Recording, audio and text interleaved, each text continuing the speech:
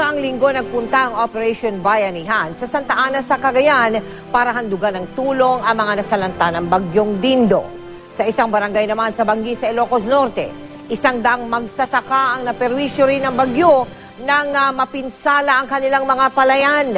At para marating ang kanilang barangay, iba't ibang balakid ang hindi inaasahang hinarap ng aming grupo.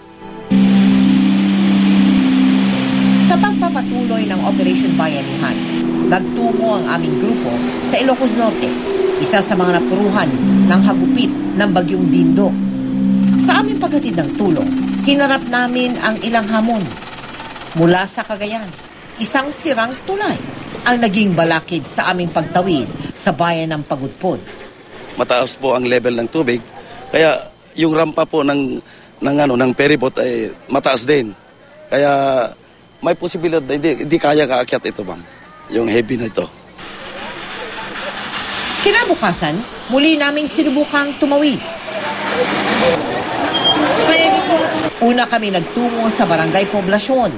Dahil malapit sa Dalampasigan, lumubog din ito sa baha. Nung malakas kasi ang bagyo dito sa Poblasyon 1, halos lahat ng mga bahay dito nag-underwater. Mahigit 400 pamilya mula sa 2 barangay dito ang aming nahandugan ng tulong.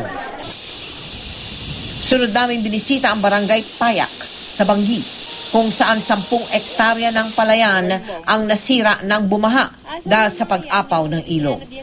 Isa sa mga naapektuhan na magsasakang si Joel. Yung sakahan ko, tinabul, parang ilog na ngayon. Pag walang palay, walang makain. Hindi na rin matamnan ang kalahati ng palayan ng kaibigan niyang si Benny. Humihingi kami ng tulong, lalong-lalo na sa inyo sa GM. Magpapasalamat kami, ma'am. Para mag-abot ng tulong sa mga nasalanta, kinailangan naming lumusong sa ilog sa gitna ng ulan. At dito sana tayo dadaan, kaya lang medyo masikip doon, tapos nabalaho pa to. Kung matanggal yan, di pa rin natin sigurado dahil tawag dito malambot. 3 gabi na kami dito, ma'am. Dumating, di naman sila nagpalusot dahil yung mabalaw yung sakyan dyan sa ilog. Kinabukasan, muli namin itong binalikan at sa kabutihang palad, ligtas na namin itong natawid. Sa Barangay Payak, maraming pamilya ang nabigyan ng pag-asa. Kabilang na sina Joel at Benny. Lubos na, nagpapasalamat kami, ma'am, dahil naiparating yung mga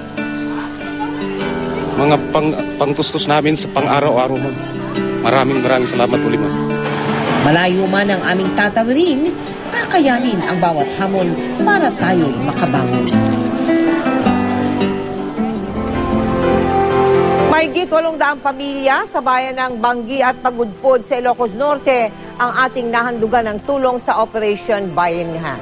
Naway magsilbi po yang inspirasyon sa inyo para dinggin ang aming panawagan para sa mga relief goods bilang paghahanda sa mga magiging biktima ng iba't ibang kalamidad.